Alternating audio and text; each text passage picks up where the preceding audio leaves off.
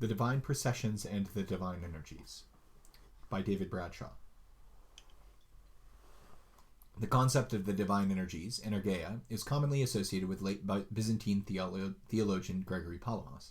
In fact, however, it has biblical origins and figures prominently in Greek patristic theology from at least the 4th century.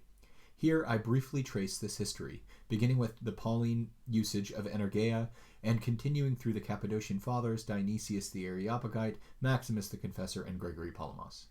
I argue that the divine processions in Dionysius function much as do the divine energies in the Cappadocians, although Dionysius enriches the concept by setting it within the context of a Neoplatonic pattern of procession and return.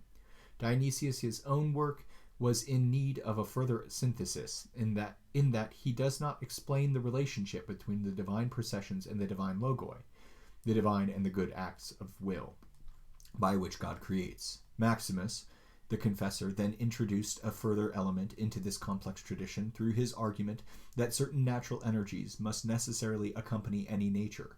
I argue that the real importance of Palamas from the standpoint of the history of philosophy lies not in originating the concept of the divine energies, but in using it to synthesize these disparate elements from the Cappadocians, Dionysius, and Maximus, as well as John Dalietha and Ephraim the Syrian, and many Syriac fathers as well. Keywords: Cappadocian Fathers, Dionysius the Areopagite, Maximus the Confessor, Gregory Palamas, divine processions, divine logoi, divine energies, essence energies distinction. The Greek patristic tradition offers a bafflingly wide array of ways of understanding what are today commonly referred to as the divine attributes. Various authors, or sometimes the same author in various places, refer to them as powers, energies, characteristics, processions, and things around God, or around the divine nature. These descriptions are rarely explained in any detail, so to understand what they mean and why an author chooses one over the other requires careful attention, both to that author's aims and to the larger context. Although my main interest in this paper is in the relationship between the divine processions and the divine energies, to understand this relationship properly requires taking into account the other terms as well. I will accordingly proceed chronologically, tracing briefly how each of these terms came to be introduced and what it contributed to later developments. The question of what is meant by the names of the gods already provoked considerable discussion prior to Christianity. Plato, in the Cratylus, offers a number of speculative etymologies for the names of the gods, such as that Zeus is derived from Zen, to live, plus dia, through, since Zeus is the one through whom all creatures have life. He admits, however, that we know nothing of the gods themselves, so that at best we can only inquire about the meaning of the names which people call them. Xenophon, in his Memorabilia, similarly asserts that the gods are invisible and can be praised and worshipped only through their works. The Stoics took this line of thought further, regarding the many names of the gods as names of the various powers, dunamis, of the one god. A similar view was held by the author of the Pseudo-Aristotelian De Mundo, who offers the analogy of God as like the Persian great king, remaining seated on his throne while ruling the cosmos through his all-pervasive power. God is one, but has many names based on the many works he performs. Finally, and most importantly, there is Philo of Alexandria, who applied a similar line of reasoning to the biblical God. For Philo, the names said of God, including God and Lord, refer to the divine powers, whereas the divine essence has no proper name.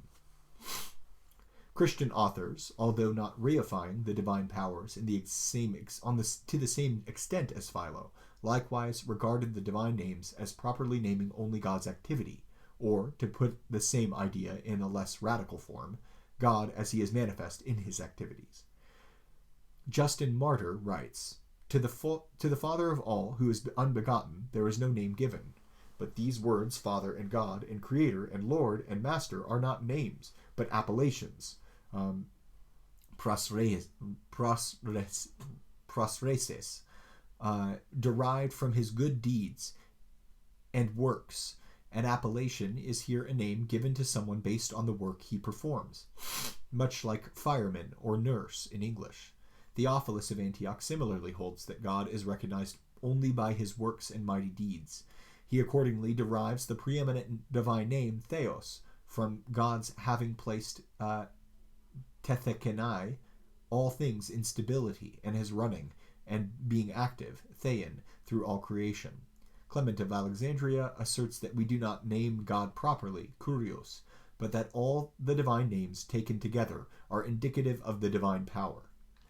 Even Origen, who is less apophatically inclined than these authors, holds that the names of God are ways of summarizing divine activities, such as providence and judgment.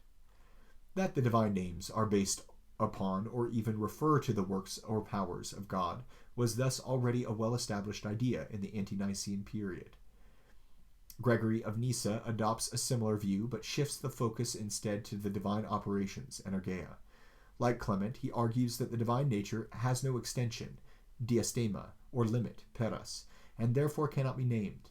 Citing various passages in which Scripture refers to idols and demons as gods, along with the peculiar words of God to Moses, I have given thee as a god to Pharaoh, he infers that God and Godhead, theotis, are names of operations that God exercises. The force of the appellation theos is the indication of some power, either of oversight or of operation, energeticus. But the divine nature itself, as it is, remains unexpressed by all the names that are conceived for it, as our doctrine declares. For in learning that he is beneficent and a judge, good and just, and all else of the same kind, we learn diversities of his operations, energeon, but we are none the more able to learn by our knowledge of his operations the nature of him who works, to energuntos. This passage is not wholly clear as to whether the divine names are actually names of the energeiae or are merely derived from the energeiae. Fortunately, Gregory elsewhere makes it clear that he means the former. The term Godhead is significant of the operation, energeion semenein, and not of nature. Nor does he hold this only about Theos and Theotis. Citing a reference to God's compassion and long-suffering, he asks, do these words indicate his energeiae or his nature? No one will say that they indicate Iken ten semaisen, anything but his energeia. Although I have so far translated the word energeia as operation, this position advanced by Gregory shows that it cannot mean only that. If energeia in this context meant only operation, there would be no way to specify to which operations we are referring. In saying that the operation is that of God, we would merely be attributing it to another operation, without indicating the acting agent. This means that the energeia at issue must not be simply operations, but God himself under some nameable presentation or form. This is the same idea that we observed in a more inchoate form in some ante-Nicene authors, as well as in the Stoics and Philo before them. So note 14 is up here. Gregory of Nyssa, not on three gods. Gregory's ad Grecos might seem to contradict this statement, for there he says repeatedly that the term God is indicative of substance. He qualifies this admission, however, by saying that Theos indicates the divine essence in the same way that he terms that which neighs and that which laughs indicate the natures of the horse and the man. Just as neighing and laughing are characteristic features, idiomata of horses and men, so to oversee all things is the characteristic feature of the divine nature. Although here Gregory speaks of idiomata rather than energeia, he still grounds the referential force of Theos in activity. Although I have so far translated the word... Oh, I already read that. This is the same idea we observed in a more inchoate form in some ante-Nicene fathers, as well as in the Stoics and Philo before them. What is new in Gregory is the reference to the divine energeia rather than the divine powers or works, as well as the sweeping claim that many divine names, and not only a select few such as God and Lord, refer to the energeia. How should we understand the energeia in this context? The first step in answering this question must be to take note of previous Christian usage of the term, which after all undoubtedly had much to do with the preference for it shown by Gregory. This usage was largely determined by St. Paul. To take one typical passage, Paul speaks of himself as striving according to Christ's energy, energeion, which is being effectively realized, energumenon, within me. I render energeia here as energy because it indicates both an activity or operation of God and a capacity for action that this activity imparts to St. Paul. The divine energy is realized or made effective within Paul's struggle to promote the gospel, so that from one point of view, Paul is the agent or conduit through whom God is acting. Yet nothing is in such external direction prevents Paul's actions from remaining his own. In effect, God has imparted to Paul the energy to do his will, and this energy is now also Paul's energy, one that is realized only through his free cooperation. It is not entirely clear in Paul's own usage how the divine energy is to be understood. Is it a created effect distinct from God's own being, or is it simply the form in which God is present and active among creatures? Whatever ambiguity there was on this point was settled in later patristic writings, which embraced decisively the latter alternative. It is sufficient to quote here a passage from On the Holy Spirit of Basil the Great, describing how the Spirit is present through his energy in those who receive his gifts. The Spirit is by nature unapproachable, apprehended by reason of its goodness, filling all things with its power, but communicated only to the worthy, not shared in one measure, but distributing its energy, energeion, according to the proportion of faith, in essence simple, in powers various, wholly present in each and being wholly present everywhere, impassively divided and shared without loss. And after the likeness of the sunbeam, whose kindly light falls on him who enjoys it as though it shone from him alone, yet illumines the land and sea and mingles with the air.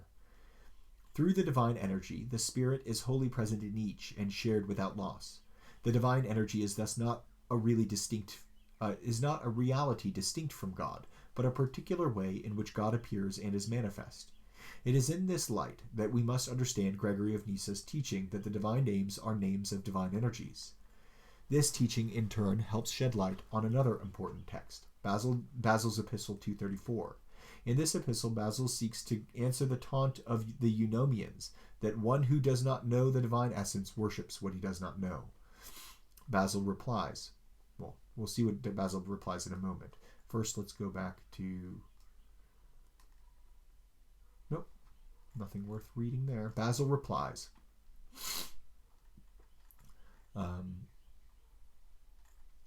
We say that we know the greatness of God, his power, his wisdom, his goodness, his providence over us, and the justice of his judgment, but not his very essence. But God, he says, is simple, and whatever attribute of him you have reckoned as knowable is of his essence. The absurdities involved in this sophism are innumerable. When all these high attributes have been enumerated, are they all names of one essence? And is here the same mutual force in his awfulness and in his loving kindness, his justice and his creative power, his providence and his foreknowledge, his bestowal of rewards and punishments, his majesty and his providence? In mentioning any of these, do we declare his essence? The energies, energeia, are various, and the essence simple, but we say that we know our God from his energies, but do not undertake to approach near to his essence. His energies come down to us, but his essence remains beyond our reach. Basil seems here to be speaking about two separate types of predicate, ongoing divine activities such as providence, foreknowledge, and bestowal of rewards and punishments, and attributes such as greatness, power, wisdom, goodness, justice, loving kindness, and mercy, and majesty. It is not surprising that he refers to the former as energeiae, but much more so that he includes the latter as well. How are we to understand this grouping? It is helpful to remember that at this point, the teaching of Basil's brother Gregory, that to speak of God's compassion or long-suffering is a way of indicating his energeia. This suggests that, despite their differences, both ongoing activities such as providence and foreknowledge and attributes such as greatness, power, and compassion can be understood as energies, in the sense that we have identified. That is, they are God himself as he manifests as he is manifest in particular forms of activity. We also find in the Cappadocians another way of speaking of the divine attributes as things around God. Gregory of Nyssa refers to these particularly often. Among those he lists in various passages are splendor, glory, holiness, justice, patience, eternity, infinity, being without beginning, power, goodness, incorruptibility, and giving of life and light. Several of these, such as glory, holiness, justice, power, and goodness, Gregory and Basil refer to elsewhere as energies. Indeed, Gregory, at one point, describes God's being a judge by both terms, as a thing around God and an energy. However, the things around God also include several attributes that are not mentioned among the energies, such as eternity, infinity, beginninglessness, and incorruptibility. These are, with the possible exception of eternity, negative attributes. As such, it would seem that they cannot be understood as divine activities or operations, and so not as energies, even under the expansive interpretation I have offered. In one passage, Gregory himself notes such a distinction among terms applied to the divine nature. He writes, "We do not say that all these terms have a uniform significance, for some of them express qualities inherent in God, ton prosonton toi theoi, and others qualities that are not. Thus, when we say that he is just or incorruptible, by the term just we signify that justice is found in him, and by incorruptible that corruption is not." It is noteworthy that Gregory here speaks of justice and other such positive attributes as inherent in God. This shows that in calling them energies or things around God, he does not wish to deny that they truly are part of the divine nature. His point is simply that they do not set forth or define the divine essence, which is their source, nor, of course, do privative attributes such as incorruptible. It is against this complex background that we must understand the divine names of Dionysius the Areopagite. Dionysius recasts the understanding of the divine attributes as energies found in the Cappadocians into a sweeping vision of the relationship of God to creation. Dionysius's preferred term for such acts is proudos, or procession. No doubt he chose this term because of its connotations in the Neoplatonic theory of emanation, in which any effect remains in its cause, the stage of mone, proceeds from it, the stage of protos, and returns to it, the stage of epistrophe. For Dionysius, it is axiomatic that the things caused pre-exist more fully and essentially in their causes. The divine processions are thus the acts by which God sets forth and manifests what he already is, sharing these perfections with creatures in a manner and degree appropriate to each. A cursory glance at the processions treated in the divine names reveals their sweeping scope: goodness, light, beauty, love, zeal, being, wisdom, truth, power, righteousness, salvation, redemption, peace, perfection, and one, or unity. Each of these is a divine name, so that in naming the divine processions, one also names God. The processions are, as it were, God as actively manifest, as opposed to hyperousios ousia, God as transcendent and beyond all names. One particularly puzzling group of divine processions is the opposites that are treated in chapter 9 of the divine names: great and small, same and different, similar and unsimilar, and rest and motion. As has often been noted, Dionysius' treatment of these is probably inspired by Plato's discussion of the 5 greatest kinds in the Sophist, with the addition of great and small, perhaps suggested by their role in the second hypothesis of the Parmenides. One might at first wonder whether these are truly processions at all, for Dionysius does not explicitly call them such, saying only that each of them is applied to the cause of all. However, we must bear in mind the programmatic statement early in the divine names that all the sacred hymns of the theologians explicate the divine names in relation to the divine processions. It would seem, then, that every divine name in some way refers to a divine procession. This is borne out by the treatment of great, small, and the others in chapter 9. For each of them is shown to apply both transcendently to God in himself and derivatively to his causal action among creatures. This is the same duality that in general holds of the processions. I would suggest that we may think of each of these opposing terms as a different way of naming the procession of being, since, as Plato showed, everything that is partakes of each of them. It is, of course, well known that a single divine procession can have many names, as light, beauty, love, and zeal are different ways of naming the procession of goodness. This has an important implication. To recognize the great, small, and the rest are processions, that the great, small, and the rest are processions, should lead us to broaden our understanding of what constitutes a divine procession. We see now that even relatively abstract attributes can be processions, for they too are modalities in which God makes himself actively present and manifest. The most important continuator of the Dionysian legacy was undoubtedly Maximus the Confessor.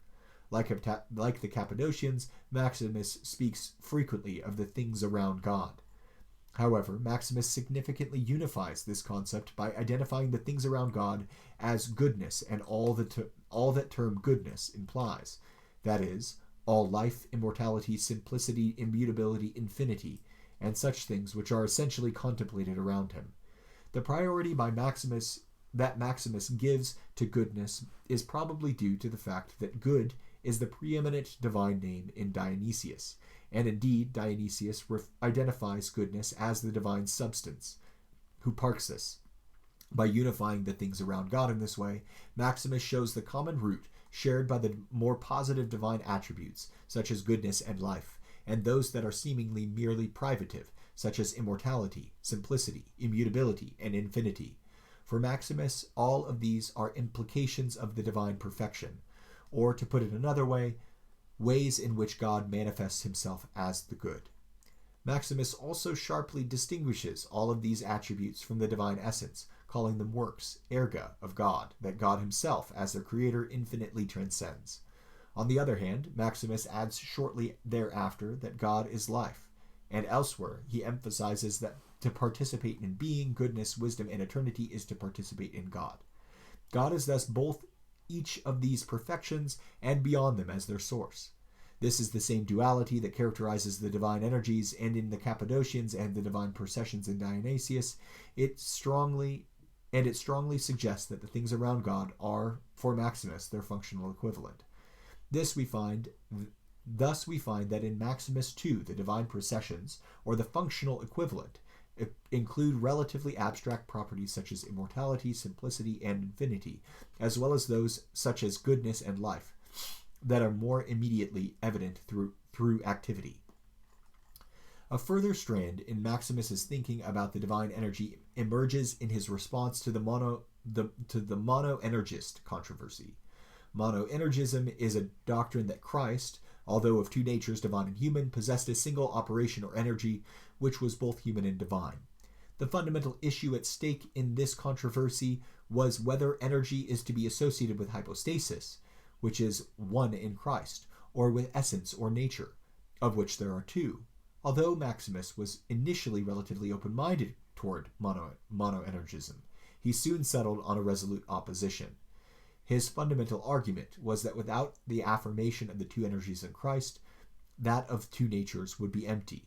Indeed, the sole proof that Christ possessed a human nature was the presence in him of the human natural energy. Maximus saw divine and human energies as cooperating in every act that Christ performed. He experienced suffering in a divine way, since it was voluntary, for he was not a mere man, and he worked miracles in a human way, since he did them through the flesh, for he was not naked God. Maximus also observed that to associate energy with hypostasis rather than nature would wreak havoc on Trinitarian doctrine, since it would mean that there are three energies in the Trinity rather than a single energy shared among the three persons. In his defense of that dioenergist position, Maximus went beyond earlier discussions of the divine energy in introducing the new concept of natural energy. This is not an energeia in the normal sense, that is, an activity or characteristic pattern of action. It is instead a capacity for action of the sort that is characteristic of the nature in question. Maximus defines the natural energy as a natural constitutive power, which is properly and primarily characteristic of the nature, since it is the most generic motion constitutive of the species. It is odd to find the natural energy characterized here as both a power, dunamis, and a motion, kinesis. To judge from other similar texts, it would appear that Maximus thought of the natural energy as a kind of innate movement like that of life or thought, which naturally, and indeed inevitably, manifests itself in some form of outward action. Similar definitions occur in Opuscula 27, a dossier of patristic passages dealing with energeia that is found among Maximus's works, although it is probably by a disciple. They include that the natural energy is the innate motion of every essence, that it is the essential and knowledge-bearing principle of every nature, and that it is the power revelatory of every essence. As with the Cappadocians, there may be some echo here of the theory of two acts of Plotinus, but it is more important that, by the time of Maximus, Christian usage had for centuries given energeia the connotation of an energy that is both resident intrinsically in God and manifest outward through his activity. Maximus, in effect, extends the duality to creatures, seeing each being as possessing a natural energy that enables it to engage in its characteristic forms of activity. The Christology of Maximus ultimately triumphed at the Sixth Ecumenical Council, which explicitly affirmed two natural energies in Christ. The influential summary of Dioenergist Christology by John of Damascus in his On the Orthodox Faith draws heavily from Maximus, including a range of definitions of natural energy similar to those I have quoted. John is also noteworthy for our purposes in that he provides a sweeping description of the divine energy as it is presented throughout all creation. The divine irradiation and energy is one, simple and undivided, beneficently diversified in divisible things, dispensing to all of them the components of their proper nature while remaining simple.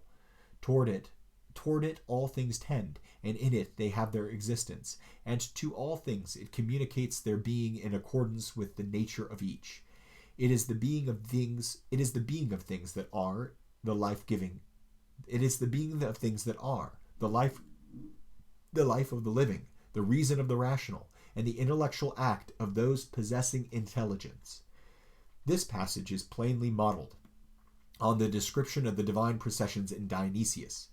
By speaking of energy rather than procession, John in effect supplements the Dionysian picture of God as the first principle in a process of procession and return with that of God as perpetually active in all things, creating and sustaining them and calling them to himself. We turn at last to the thinker who made the essence energies distinction a subject of explicit and systematic discussion, Gregory Palamas.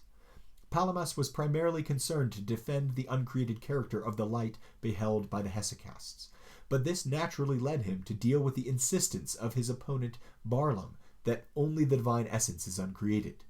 It was in response to this point that Palamas broadened the scope of the discussion to metaphysical issues. In order to show that more than just the divine essence is uncreated, he first cites the distinction, drawn, he says, by Dionysius, between the superessential divine essence and the essential energies, or essential powers of God, such as goodness, life, and being. Although energy is not a term Dionysius normally uses for the processions, the reason for the identification becomes clear in the next section, where Palamas cites the Maximian axiom that no essence can exist without its natural energy. Palamas thus reads Dionysius in the light of Maximus, and particularly Maximus's concept of natural energy. Returning to the same subject in the next treatise, Palamas adds the natural energies, the uncreated works, that is, the things around God, spoken of by Maximus. Not only the divine powers, which you will often find called natural energies by the Holy Fathers, but also the works of God are without beginning, as the Fathers also rightly affirm. For was there not need for the work of providence even before creation, so as to lead each created thing at the appropriate time out of non-being? Was there not need for a knowledge befitting to God, so that things might first be known and then chosen, even though not in time? And how could one conceive of a beginning of God's self-contemplation?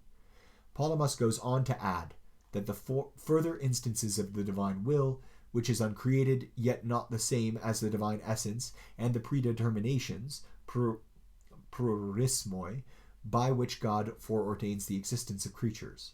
Although he does not explain it further here, this reference to predeterminations is undoubtedly an allusion to the definition of in divine names of the logoi that led creatures into being as predeterminations and divine and good acts of will. Later in the same treatise, Palamas goes on to include these logoi explicitly among the divine energies. They are, he explains, realities that are between the divine essence and creatures, which pre-exist in the divine mind and by which all things are made. They are also that by which God is even now known and perceived, the paradigmatic and perfective power and energy of all things. In later works, Palamas often speaks comprehensively of the divine procession and energy, using these terms more or less synonymously. He gives particular weight to the passage in Divine Names 2.5, referring to the substance bestowing, life bestowing, wise making, and other gifts of the goodness that is the cause of all, in accordance with which the things that are imparticipably participated are praised on account of the participations and those that participate. Here the divine participations and gifts are situated between the God that is the cause of all and the creatures that participate in him. Palamas identifies these participations and gifts with the divine procession and energy, and both in turn with the divine logoi. The energy which bestows substance, life, and wisdom, and which in general creates and conserves created beings, is identical with the divine acts of will, that is the logoi, and the divine participations themselves in the gifts of the goodness that is the cause of all.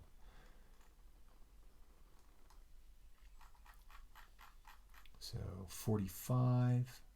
Okay, I need to pay attention to this. It's in the Triads by Meindorf. Cool. So here too we find the divine logoi, as well as the divine acts of will, embraced within the divine procession and energy. It is striking to find the divine logoi, which Dionysius treats distinctly from the processions, so comprehensively identified with them. I believe that Palamas has correctly seen that to speak of the processions alone is insufficient to fully describe God's relation to creation. Dionysius is clear that the range of the being-making, life-giving, and wisdom-imparting processions is different, the first extending to all beings, the second only to those that are alive, and the third to those that are alive and rational. Yet what accounts for the existence of these individual things themselves? Even when we factor in that the being-making procession imparts sameness, difference, motion, and so on, we still need some account of the specific divine intention that defines how each being is unique, while related to others through this complex web of relations. That is the role of the divine logoi. Palamas sees that the logoi are not acts separate from the processions, but merely the specific mode that the processions take in the case of each individual being, much as the life-giving and wisdom-imparting processions are themselves simply specific modes of that which imparts being. Finally, let me note one further terminological clarification made by Palamas.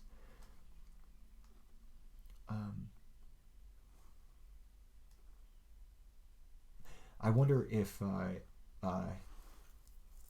the Christology of Saint Cyril could be useful in further deepening this, or whether it is deeper at all, of including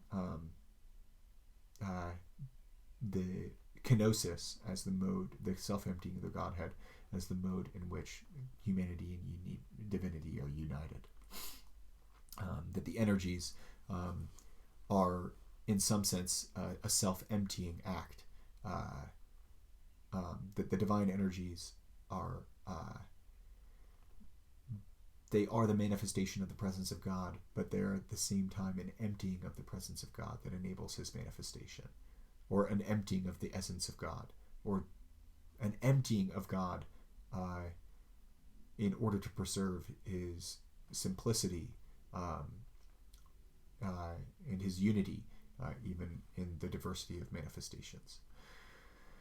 Finally, let me note one further terminological clarification made by Palamas. As I observed earlier, Gregory of Nyssa does not hesitate to refer to justice and to other such positive attributes as qualities inherent in God. Drawing on a passage in On Right Thinking by John of Damascus, Palamas similarly refers to the natural energies as characteristics, idiomata, of the nature. However, they are from the nature, and caused by it, rather than vice versa. And it is in that sense that they are, in the language of the Cappadocians, around the nature. Returning to the same subject later, he adds that they are characteristicae, and indicative of the nature, but not constitutive of it. Much as being grammatical is characteristic and indicative, but not constitutive of human nature. Energeia, in one sense, idios, is the use, krisis, of the innate power, and in another sense is the power itself. But the ambiguity does no harm, for these two always follow upon one another. These are, then, the ways in which the various names and attributes of God came to be unified under the single concept of the divine energies. Palamas thereby drew together the great diversity of patristic expressions into a single comprehensive vision of the relationship of God to creatures, one that exhibits how both the perfections of creatures and their individual uniqueness are due to the indwelling activity of God.